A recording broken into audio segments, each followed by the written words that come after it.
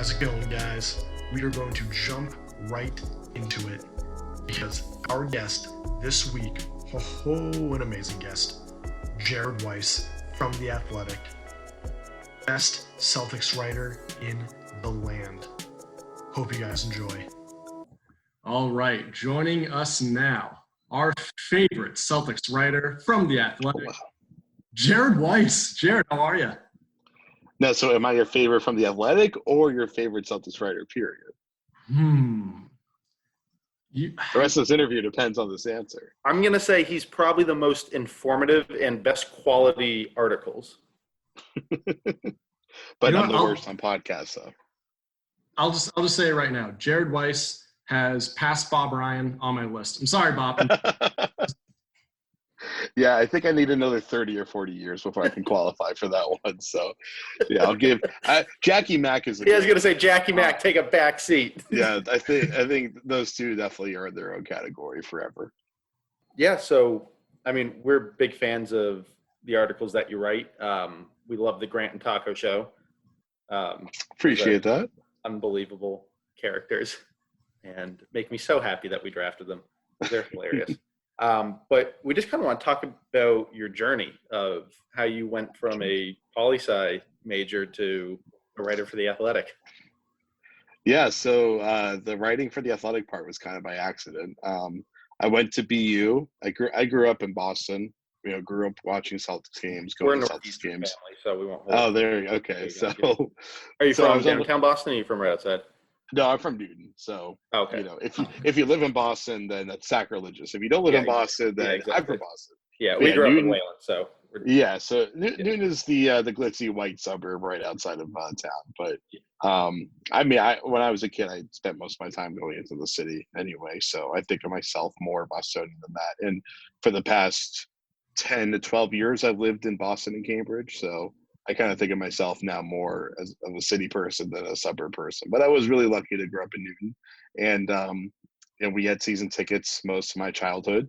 Although we had to split them for the most part, so we got stuck with a lot of the mediocre games. There are a lot of Charlotte Hornets versus Boston Celtics games battling for the maybe for the 8th seed, stuff like that. So I've seen some good games, some bad games. Actually, I guess they were the Bobcats back then when they were terrible. But so the Hornets when they're terrible too.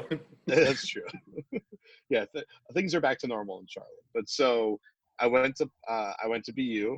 I studied political science, and while I was at BU, I was interning at the State House working for the state treasurer, and I was doing financial education work. So I was an aide to the director of financial education, and most of what we ran probably like 6 or 7 programs.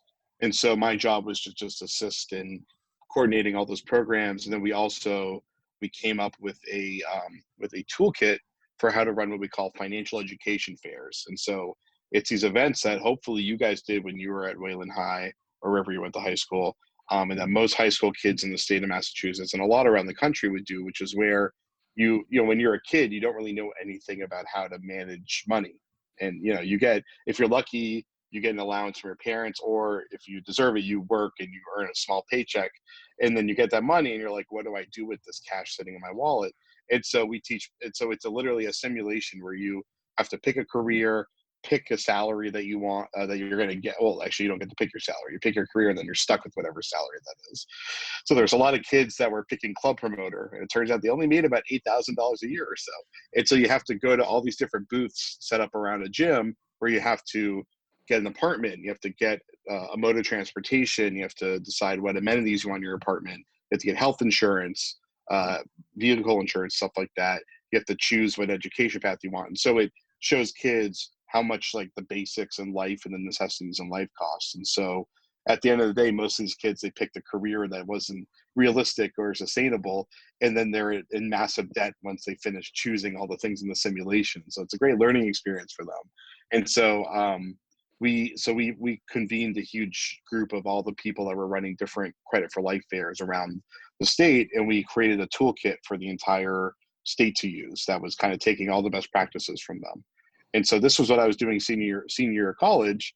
And based on that, I kind of thought I was going to go work in policy and Beacon Hill or go down to Capitol Hill in Washington and work for a senator or a congressperson. And that was my initial goal, was to kind of go down that path and work for a think tank or an NGO and try to work in policy.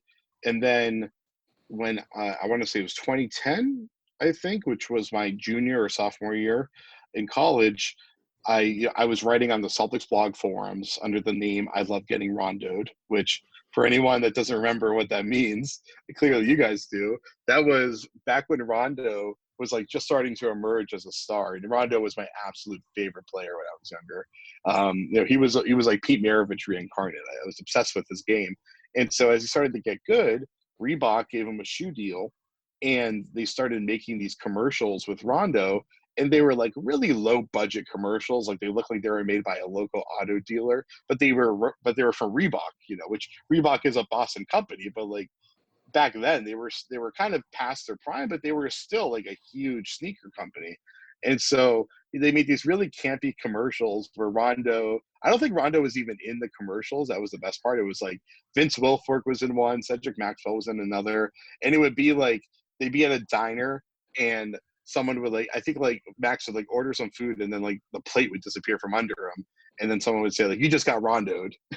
It was like the worst commercials, but they were so great, and it was so Rondo-esque in that there was no charisma from him. He wasn't even in, I think, some of them, and it was just it was quintessential Rondo.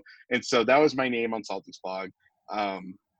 They posted these daily links on Celtics blog. They still do it to this day. It's as someone who has been in the industry now for a decade and has been a part of a bunch of different companies, it is so rare to find what's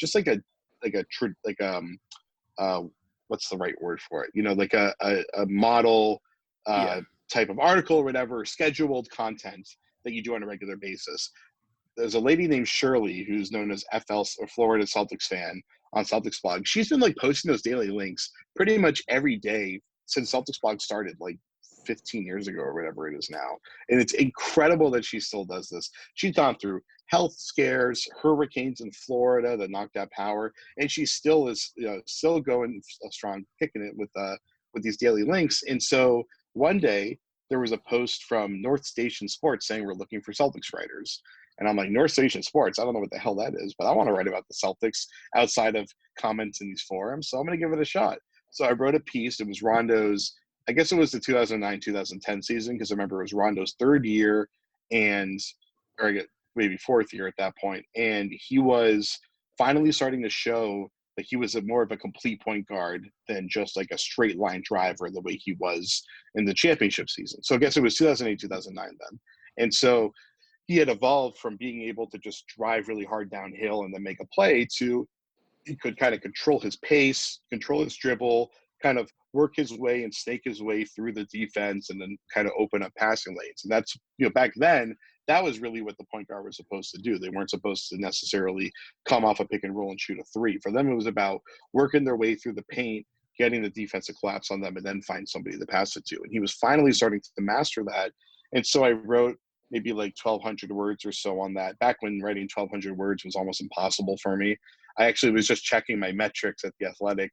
I've only written 8 stories that are less than 1,200 words out of the 200 plus that I've written at The Athletic. So now my problem is trying to not write 2,000 words every single time. But so I guess to get forward down the story, submitted that story. I'm sure it's terrible nowadays, and I'd be humiliated by it nowadays. My film analysis was pathetic compared to where it is now, but they loved the story and they hired me. It was Nick Gelso, who now we eventually turned it into what's now CLNS Media Network, that a lot of people are familiar with in the podcast and video space. But back then we were just a little blog called North Station Sports, and we wanted to build off the podcast. And Nick had started that was pretty popular, and it was one of 2 or 3 podcasts that existed on the Celtics at the time. And so we built up a big podcast network. It became pretty successful. Eventually we partnered with Celtics blog, and I started doing all the video content for Celtics blog. They gave me a chance to start writing when I was probably in my mid-20s, probably around 23, 24. And my writing got pretty good, I'd say. And so Kevin O'Connor and I were the 2 main writers for Celtics blog. And Kevin, his career catapulted beyond belief, and now he's one of the biggest writers in the country. And I love reading everything that he puts together. And so So eventually I didn't hit this. I wasn't as good as Kevin, so I didn't quite take off and go to the ringer as fast as he did, but I was able to eventually get hired by USA Today, and I only spent less than a season there before the Athletic came and made me an offer I couldn't refuse. And so I joined the Athletic as a part-timer, just writing, 1 or 2 columns a month basically for the first year or so. And during the day I had taken that job that I had at the State House in Boston, and I was able to get a job working for the state government as a bank regulator. So I was working on a lot of the stuff that's kind of coming up now in the social justice movement. So I was doing consumer protection stuff where there's a whole slew of laws that came out of the financial crash in 2008 and that were even in existence before then, but weren't really followed too closely before then. And so there's a ton of laws about what information the banks have to give you when you apply for a loan or get a deposit account. So I would do a lot of that work, and then a lot of work on making sure that they weren't discriminating against people of different ethnicities or races or gender and age and stuff like that. So it's kind of a blend between anti-discrimination work, which is really prevalent right now, and then just consumer protection work of making sure that the info and the fees and all that they give you is accurate. So I eventually was able to leave that job after about 7 or so years working in that job in October of last year, and started my first season this season as a full-time reporter. And I picked the worst season imaginable to try to make that career move. But thankfully, the Athletic's been great to work for, so I still have a job and I'm still enjoying it, even if my job security in this industry is not nearly as good as it looked maybe a few months ago. Yeah, the Athletic's been awesome. I think it's like, I don't love pay for services and stuff like that, but I mean, the journalism in the Athletic is significantly better than like ESPN and stuff like that, in my opinion. I mean, I'm not going to go that far. And I work for the Athletic. I think ESPN is amazing at what they do. We're different than ESPN, right? I mean, ESPN has like a relatively small group of national writers, and they still have some of the regional writing kind of angle that they've held over from when they had their big expansion. Well, for us, we're both the newspaper in every single city, and we have our national channel, and we're able to combine those really well. So I think while we're competing with ESPN in a lot of ways, especially on the national front, and we have the epic Shams versus Woj battle versus Chris Haynes too. He deserves a shout out there. That's always an epic battle that's fun to watch. But for us, I think that I think we're kind of the perfect competitor to ESPN, and that we're a little bit different in what we offer than ESPN, and they kind of complement each other. And of course, you only pay like $3 a month when you sign up with us, and you get literally every single sport out there. It's like 500 writers or something like that. So it's kind of if you're going to have to pay for anything, I think I subscribed to the Athletic before I got there, and now that I'm there, obviously please subscribe because I want to keep my job. But it's kind of a no-brainer if you're a sports fan. Yeah, absolutely. By that, I was saying it's like a little less clickbaity, I would say. Xander, I'm gonna stop you right here. We're a young podcast. Can we not beef with ESPN so early? Like, I'm trying to keep all canals open for all different types of ships. Okay, I don't think you need to worry about that. I think ESPN has enough people throwing bricks at their window. They don't have to. You don't have to worry about getting targeted. I mean, the controversy is what makes ESPN so successful, right? I mean, they have Stephen A. Smith, who's getting paid like $10 million a year or something insane like that. He drums up all the controversy, and then they have their people like Zach Lowe and Woj and all those other people that are doing amazing journalism and writing amazing stories that they'll present the facts and the great content, and then Stephen A. will sensationalize everything, and then the cycle feeds itself, and that's how they make a ton of money. It's a pretty effective model, even if there's maybe one side of the model that I wish didn't exist for the sake of humanity, but that's all right. And we just lost Stephen A. I don't know if he's going to come on the show now. Oh, I'm sure Stephen A. If you call it Stephen A., that's making him more likely to come on the show. So don't worry. So, did you enjoy doing all the kind of like financial work for the state? Like, fulfilling almost doing it because that you're protecting at-risk people?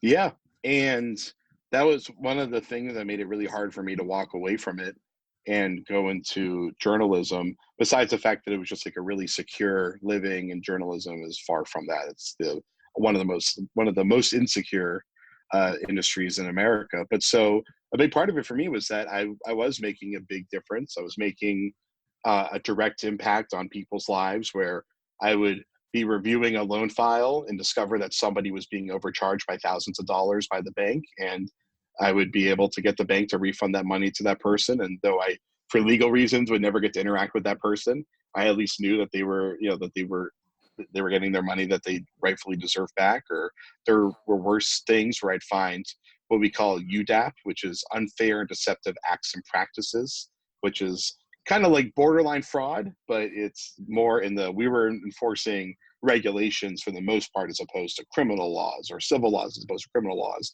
So if anything met the threshold for criminal fraud, we would send it over to the Attorney General. The Attorney General would then proceed with an investigation case after that. But we would find stuff that was kind of in the gray area between fraud and following regulations, and that usually would fall under UDAP. And so I would get a chance to be able to, on occasion, find UDAP and be able to correct it and get back money for tons and tons of people. And there were tens or even hundreds of thousands of dollars that were able to get returned to people that were unrightfully taken from them. And just even in my experience, and and there were much better examiners and regulators than me that I'm sure were doing even more. And while I didn't measure my job performance and how much money that I found that should have been returned to people, I measure my job performance just how stable we were able to ensure that the banks and credit unions that we regulated were. But all of that was a good way to kind of quantify the impact we were making. And so at the end of the day, I faced a real conundrum for a long time. I didn't really want to walk away from a career where I knew I was making a tangible impact, improving my community and people's lives, to a job where how I felt about journalism for a long time when I first kind of started out was that I felt like it was kind of a hollow experience in which you're just writing about other people's accomplishments, and a lot of the time criticizing people trying to accomplish great things that I'm not capable of accomplishing. And so I felt very conflicted on that for a long time. And eventually, as I got more successful in the industry, I started to reach that threshold where people actually valued me as a journalist. And therefore, when I would write about them or I would break something, it was helping them. And I started to actually be able to help, people that didn't need help nearly as much as, people with loans that were getting overcharged, for sure. But I found a way that I could serve a purpose that was beyond me just, hollowly criticizing or praising people on their own accomplishments. And so, I didn't want to have a career where I wasn't creating my own art or creating my own impact, and I was just talking about other people's. And I think I've eventually found a way that I am doing that, and I'm kind of satisfying that itch. And I feel like I actually serve a purpose, even though I'm an extremely small fish in a massive pond. I feel like I am kind of contributing to the NBA in a way. And that was my biggest dream my entire life. Was I always wanted to be in the front office of a basketball team at some point when I was a little kid. And even though I don't have that, that's not what my role is. I do kind of find different ways to contribute, whether it's analysis that I do or highlighting players that aren't nearly as famous, and giving, helping them get some publicity that helps their careers, or even just like highlighting stuff that some of the up and coming stars like Jason Tatum is somebody who I've been writing about all the great development that he's been doing ever since his rookie year. And I think while I've been writing about it pretty thoroughly on a step-by-step basis the entire way through, I think that's kind of helped illuminate some of the great stuff that he's been doing, that now that he's a big star, people were able to kind of catch on to all the things that he was doing. But of course, he's blown up so much that I'm sure most people that never even read what I wrote, because they were just able to see how rapid of evolution that he's had in front of their eyes. The next avenue we kind of wanted to talk about with the NBA right now, like just from a public standpoint, looks so much better than every other league right now, because you have baseball fighting and they look horrible in the eyes of the public. And then you have the NBA, who's clearly kind of looking towards the future rather than what baseball looks to be doing, of looking at short-term profits. And the NBA, to me, has just always been this league, at least in the last, since Adam Silver's taken over. That's kind of been my fanhood in the last, how long has he been there? 5-10 years, probably around that. But anyway, in the last like 8 years now. Yeah, it's probably been about that. And I'd say that's probably, like, I watched the NBA in the 2000s, but I didn't really appreciate it or watch it every single night until 5 years ago. But like just looking at how the NBA conducts itself, like they just look like they're so much more sustainable than every other league because they're looking to expand globally and like they just market their stars better. Granted, it is easier to market a basketball star who's on the floor for 40 minutes a night rather than Mike Trout, who might get 4 at-bats a game. But I mean, like just basketball, just time and time again, to me is always just hitting the right buttons. But like even the cup thing, like a lot of people were like, that's crazy and silly, but like I kind of like it. Like it definitely is an international appeal because of soccer. You just want to talk a little bit about your views on the direction the NBA is heading? Yeah, I think that as far as basketball versus baseball, I think there's a couple reasons why it's more successful. I won't even get into the whole, like race aspect of it. And that obviously like basketball is the biggest stars are predominantly African American, while in baseball you have a mix of white Americans and then for the most part Latinos that are not from America, it seems, but that might not be fully accurate because I honestly haven't followed baseball too closely in a long time. But I think the big thing is that it's weird because in baseball, while I guess if you're watching a game, the star offensive players, at least like the hitters, they're positional players, they're only really involved every once in a while. And the part that really only matters, they're batting, it only happens 4 or 5 times a game, at least with pitchers are out there most of the time. But the thing is, while maybe watching the game is not as exciting, promoting them should be really easy, right? Because it's so easy to just promote them having a big hit. I would say that the hardest part is that every time that a baseball player gets a hit, it looks pretty similar. There's not a huge amount of variety. It all looks really similar. And I guess you could say like every jump shot kind of looks the same in basketball, but there's so much more variety, I think, in the way that a highlight can look in basketball than it can in baseball. In baseball, you have to move down a very narrow pathway. You have to stay in a very specific spot. It's like in basketball, there's so much variety to how you can get to the rim. There's so much more variety in how you can finish, which maybe you could say that different styles of baseball swings are kind of analogous to different types of finishes at the rim or whatever. But basketball, I think just from an artistry standpoint, particularly in the way that you present a highlight, there's so much more artistry and there's so much more variance. And so it makes all these players so much more unique compared to baseball players where there just doesn't seem to be nearly as much variety. Baseball players wearing hats and helmets, that also limits their star effect. Like basketball players being able to see their heads without, they see their hair, it just helps create more differentiation in how you identify them. Being able to see just like everything, not having it covered with a helmet, it just creates more differentiation. And then of course they're big athletes that are flying high in the air, and that's just more exciting. So that's why I think basketball and football have just become way more popular than baseball. But like for me, what really turned me off to baseball growing up in Boston was that chicken and beer Red Sox team that had an epic collapse in September of what year was that? Was that like 2011? Wow. So 2011. That's why I hate Dan Shaughnessy, because he jinxed the season on Nesson that night. I don't know if you know what I'm talking about, but he said there's no way the Red Sox won't make the playoffs tonight, and then 30 minutes later, everything went wrong. So now I hate Dan Shaughnessy. I missed that part. Dan's a great guy. I mean, he plays a curmudgeon I won't hear it. in his work, but he is like, it's so weird how he's like the nicest dude ever in real life. It's crazy. But so that season, for people that aren't familiar, at least from what I clearly remember, that team, they had like was it the worst collapse of all time over the month of September to the playoffs? Being up, I think it was 7 games, September 2nd or something like that in first place. So like an unbelievable loss. The game that they lost it, I think it was the Orioles, like beat them, like where they barely beat a tag at home plate. The collapse itself to have like the clinching loss that fell out of the playoffs was pathetic in itself. And then all the stories came out that all of the starting pitchers were just chilling in the clubhouse, eating Popeyes chicken from that infamous Popeyes chicken right down the street from Fenway Park. Every time I've ever been in there, someone is fighting with somebody. It's a classic Popeyes chicken in that way. Thank you. I've only been there twice because I would work part-time at like a baseball fashion store on a Lansdowne during Red Sox. Oh, cool. It's like, well, I need food. I got to go get Popeyes. It's just, I can never just go in, get chicken, go out. There's always some sort of episode going on there. Every Popeyes chicken is the same every single place in America. It's Popeyes chicken. You have to fight with somebody. I've been to Popeyes like 5 times in my life. Literally every single time there has been a fight. The last one I went to, I was at a Popeyes chicken in like rural Maine, with the main Red Claws after a practice, and they ran out of chicken sandwiches right when like the last Red Claws player got his sandwich, and they ran out for me.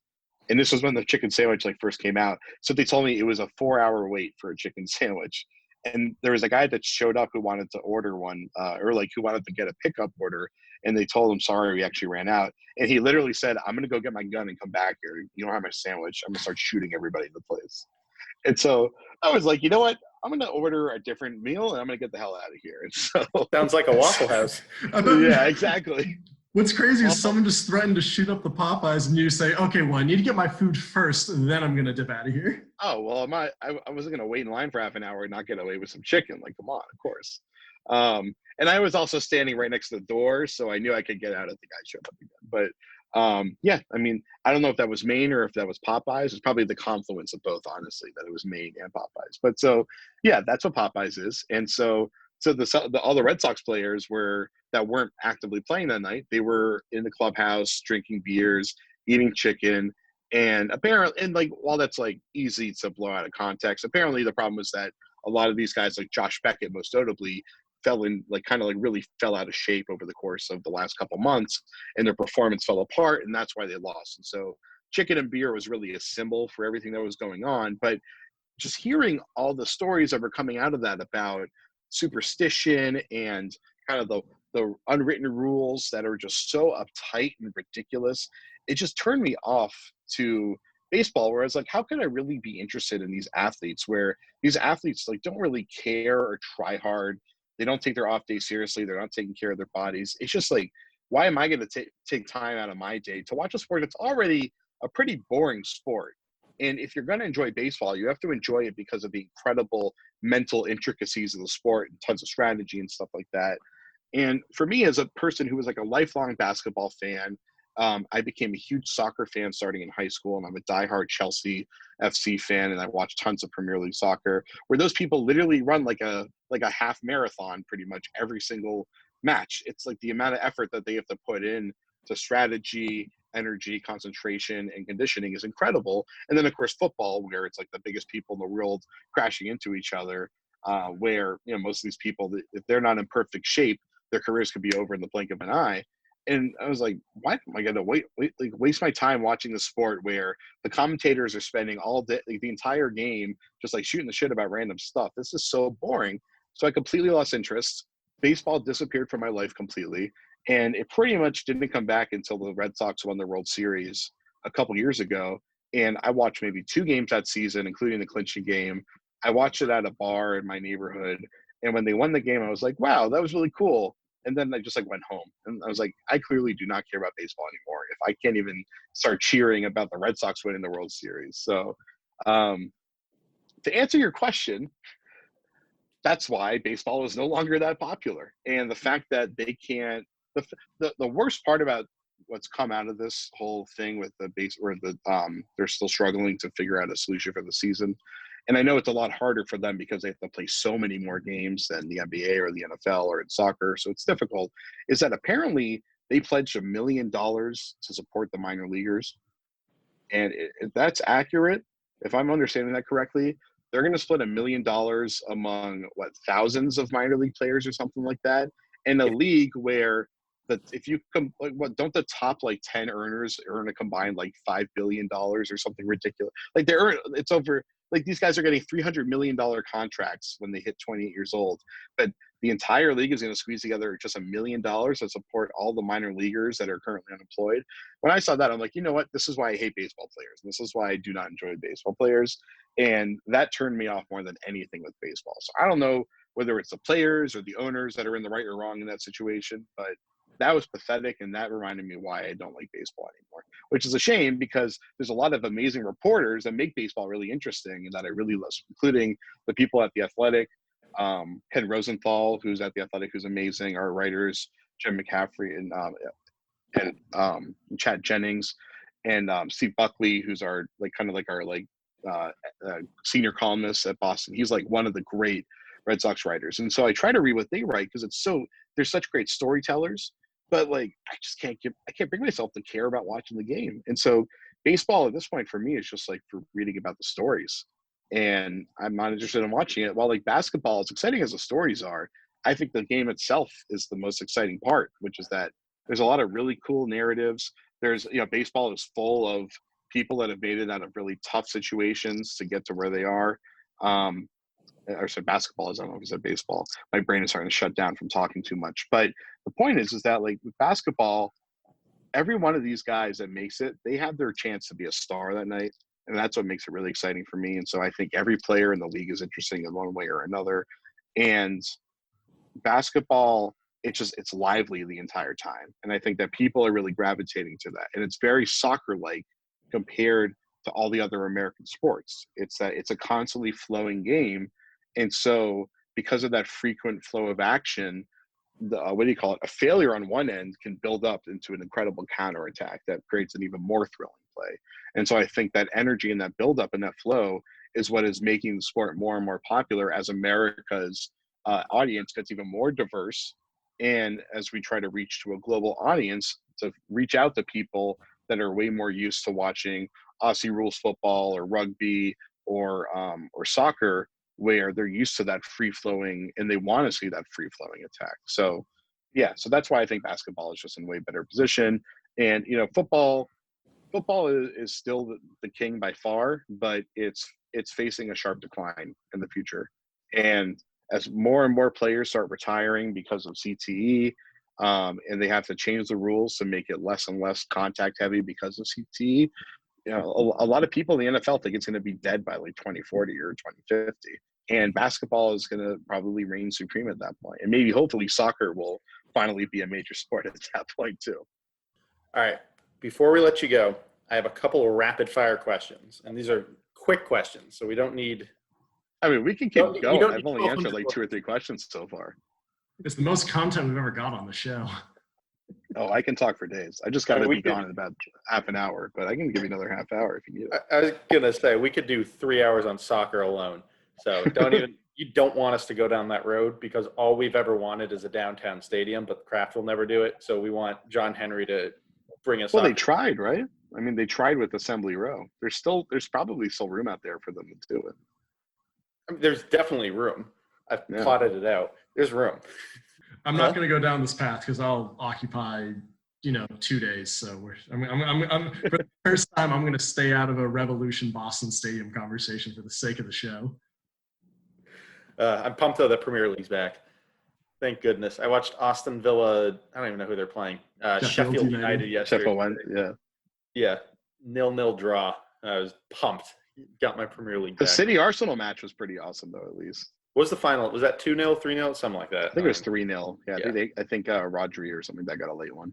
Did you go to that Premier League morning 2 years ago or last year at Fenway, where NBC had? No, but I was at the match. I got to cover the match, which was really cool. Yeah, and I don't remember if it was the same one, but I got to go into the Liverpool locker room with Grant Taco, and I got to meet Klopp and all those guys and Virgil and all that. So that was, as a Chelsea fan, it was a little conflicting, but Liverpool is probably my favorite team in the Premier League when Chelsea isn't playing. So that was pretty awesome. Yeah, that's unbelievably hilarious. I feel like I don't hate any club except for Man United. Like, of course, I'll watch anyone play. Yeah, they're terrible. I hate everything about them. Yeah, they wasted Pogba's prime. They deserve to lose. I just hate everything about them. And then, I kind of grew up liking Chelsea if I had to pick a team, because I like John Obi Mikel for some weird reason. Of all people, Chelsea. Oh my God. Wow. But, I've gotten to the point where I just like a good competitive table. So the fact that they're it's like saying that you became a Celtics fan because you like Yuri Welsh or something like that. I mean, that's Eddie incredible. House. Yeah, because I was a James Posey guy. I like a good lockdown defender that can hit a three. I guess John Obi Mikel's kind of like the James Posey of soccer, where he doesn't really run, he just gallops, but he's a really solid defender that can make an offensive play here or there once in a while, and that's good enough to keep him hanging around for a little while. Oh, God. Mikel's still playing too, right? Didn't he go to Qatar or something like that to play after he left? I have no idea. I'm gonna Google this right now. You can get to the rapid fire as I Google this. He actually, now that I think about it, I think he just retired before. I would hope so. He's got to be 40. Yeah. I think he was on the World Cup team. In 2018, Yeah, he was on the Nigeria World Cup team. Yeah, he was the captain of that team, I believe. They were pretty good. All right, so I'll let you get to your questions. Yeah, we can do some rapid fire. I will say right now, just so you know, my little Wickham Wanderers, that's my true English soccer team is a League One team right now. And we're in the playoffs, so we have a big match coming up. And I became a Wickham fan because I was playing FIFA 10 a couple years ago, and I was like the manager of it was like be a manager mode, and I was the Revolution. And I just traded or transferred everyone. So I had the best team. And I won a game by not enough goals according to my board. So then they fired me, and the only team that would take me was at the time League Two Wickham. So then I built them to a winner, and then I just started following them, and then they got promoted to League One. So and then they've had like a weirdly really good season this year, and they just controversially got into the 4-team playoff. I'm all excited. So Wickham Wanderers is different than Bolton Wanderers. So there's 2 Wanderers in League One. They're in the League One. They're not in the championship. That's why. Exactly. Yeah, I forgot League One is really far down there. Yeah, so I can't believe you got a league. I can't believe they even have League Two sides in FIFA. That's amazing. That was crazy. Like those must be teams with like 40 fans. Like there's like the players know every single fan and stuff like that. I mean, how small of a club do you have to be in League Two? Small enough where we had one of their players on. Okay, ready for some rapid fire? We're going to start off with a couple BU specific questions. Oh God, that's not going to go chicken. Well for chicken, do we go T. Anthony's or Raising Cane's, which probably would have been brand new when they were there? Cane's, yeah, that's ridiculous. Not even close. If you're talking steak tips, you can go to T. Anthony's. T. Anthony's got some good steak tips. Yeah. For pizza, do you go Otto's Pizza or T. Anthony's? T's. Yeah. Have you had Otto? Yeah, of course. Otto is open when I lived there. So Cane's and Otto's both open when I was there. I loved Otto's. My girlfriend at the time made me go to Otto's every night because we lived right down the street from it in Coolidge Corner. And it was awesome. I was like their first customer. I think I went there the night they opened, actually. It was their first location in Boston. I couldn't believe how much they blew up. But T's is classic. T's is you're hammered. You stumble in there at 1 a.m. They say they're closed. And you're like, come on, just let me get a slice. And they're like, all right, fine. And then you stay for another hour, of course, because they never actually close. And actually, fun fact about T's, Brett Brown put me onto their honey mustard sauce is like the best I've ever had. It's insane. He's obsessed with. When he goes there, he gets a salad with steak tips and honey mustard on it. I tried it. It's amazing. I'll say this: as much as I bash BU, the one thing that you guys have going for you is that you guys have actual restaurants. I'm not going to say on your campus because you guys know that you don't have a campus, but you have actual restaurants around your school. We got it all. We got one of the best music venues in the country. We got Alston Village right there. If you want to get trash in the street and fight somebody, we got everything you need. You guys have Tits. You guys have Tavern in the Square. That's about it. That's right. There. That place Tits is the greatest bar if you want. The floor is so sticky in Tits. I was gonna say, yeah. Again, for people listening, Tits is Tavern in the Square, which is a very popular restaurant chain that we just called Tits, and they would turn it into a nightclub at night. For at least the one at BU campus. And it would be huge. It would be like 300 people packed in there. And the floors would be so sticky from spilled vodka drinks that one time my shoe literally stuck to the ground and my foot came out. And then the shoe like got kicked by someone dancing. And I literally lost my shoe in the club. And I'm walking around with one shoe on, one foot sticking to the ground with the socks like peeling off, trying to find my shoe. And somebody almost got in a huge fight with me because I like bumped into them trying to find it. And they thought I was like trying to get like look under girls' skirts or something crazy like that. But I was like really looking on the ground trying to find my shoe. And so I almost got my ass kicked. Thankfully, I found the shoe and I got the hell out of there immediately and went to White Horse Tavern, where the floors are just as sticky, but at least there's a little bit more space that you probably won't lose your shoe if you lose them. I'd only been to that one at night for the purpose of a club. And then, long story short, Jay Crowder's baby mama promised me and a couple other people playoff tickets against the Cavs game. I forget what game it was. 3, I think, when they were home, when it went to 7 a couple years ago. And she ended up not leaving them at will call and then not coming out to give it to us. So then someone was like, you want to go watch it at Tits right next to the Garden? I was like, what? I had no idea it was like an actual like restaurant. And then I went in there, and for all the times I'd been to the BU one, I had no idea that they had like a legitimately great like draft line. They had like 50 taps. I was like, oh, this place is nice. It's a really good sports bar, yeah. Yeah, Yeah, I had no awesome. idea. It's like I thought this was just grime. That's become like our new watering hole at the Garden now because they're open really late. And the Fours, which is kind of the old famous traditional watering hole, they close a little bit earlier. So we go there all the time. I love it there. Okay, next we'll make these rapid quicker. Funniest class that you've taken, just where you're like, I can't believe I took that class. That was hilarious. Like my master's in sports journalism class, probably. That was a great class. Well, actually, the real answer is when I first started writing about the Celtics, I wanted to start taking some sports journal classes, and the first one I took was sports communications, and about 3 weeks into it, I realized that, or I think it was like by the time it was too late to drop out and get into another class, I realized that it wasn't actually a journalism course. It was a course that teaches you how to run PR for a sports team. And so I was like, shit, now I'm stuck wasting my time in this class all year. I ended up loving the class. The professor was great, but I guess it was valuable to learn, but like I accidentally wasted one of my last semesters at BU taking a class I was not supposed to be taking. Okay, these last ones are one-word answers or 2 words, whatever it is. Best sports writer in Boston is Jared. No, Carabas. Jackie Mack. Worst sports TV/radio show in America is I guess First Take and whatever the Skip Bayless one is. the I was last. going to say Sip Talk. Better than We were First like, what is Take. You this? heard it here. The last book that someone bought you and you lied and you said that you read it and you loved it. So I lied about reading it and loving it. Wow, that's tough. I don't really know how to read. So I'm not gonna say who it is, but somebody once gave me a poetry book that they wrote, and I told them it was really insightful. And unfortunately, it's unfair to them. I just hate poetry. So I read a few of them. I'm like, you know what? I don't like any of this. I don't like poetry. I still hate poetry. So I told them that it was great and it was really insightful and really impactful, which I made it up. But I talked to a couple other people that got the book and they said it was really good. So if you like poetry, I'm sure that one would have been good, but I'm not going to put my friend on blast though. I was going to say, and the author is. Okay, the worst airport in the country is. Oh, wow. Kansas City, I want to say, is the worst one that I've been to.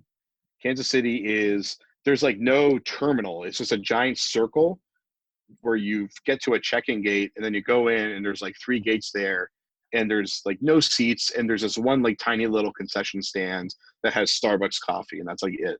And you can't leave because then you have to go through security again. So that was the worst experience that I've had so far. New York City, yes or no? In general, yes, absolutely. Okay. New York's the greatest. Did Grant Williams give you a candle? No, he did not. He gave me a lifetime supply of Essentia water though, which is more important. But I told him I wanted a candle. He said he'd make me one eventually. So, Grant, if you're listening, I want that candle. The best TV show to binge right now is. I'm binging New Girl right now. Great show. And yeah, that's New Girl. I love that show. So it is one of the shows that like quickly realized that the way that they initially constructed it was wrong and they fixed it and it was amazing after that. My favorite part of that show is just on random episodes because the Fox show, they just have like Clayton Kershaw or Prince was on one. They're just like, go. The Prince is like one of the rare guest appearances that they like forced in that was actually really good. So Prince is a legend forever. The weirdest thing someone has said to you. I love you. I had to come up with something dark for that one. The worst doubles ping pong player to be in the NBA with during. Anyone without a mask, but Taco would be impossible to play doubles with. The worst team to be quarantined with. Ooh, that's tough. You can just say the Lakers. It's on. No, I'm trying to think. There's got to be like one team that's like totally bitchy to be around right now. You can just say the I'm Nets. struggling. Utah. I don't want to deal with all that drama right now. Or get coronavirus from Rudy. Yeah, exactly. I almost did actually. I had to quarantine when the shutdown happened because I had shook hands with Rudy like 3 days before that. So I literally had to quarantine because of that. So And finally, what is the worst city to be quarantined from July to October? Is it Orlando, Phoenix, or Oklahoma City? Oklahoma City. Oh God, there's That was nothing. what we There's thought. nothing there. I was in OKC like right before the shutdown, and there is absolutely. I was staying in like one of the prime hotels, right on like that park that's right near the arena, and I saw everything that there is to see in the city except for I think Bucktown. Is that Bucktown there? That is one of the And few cities I have not been to.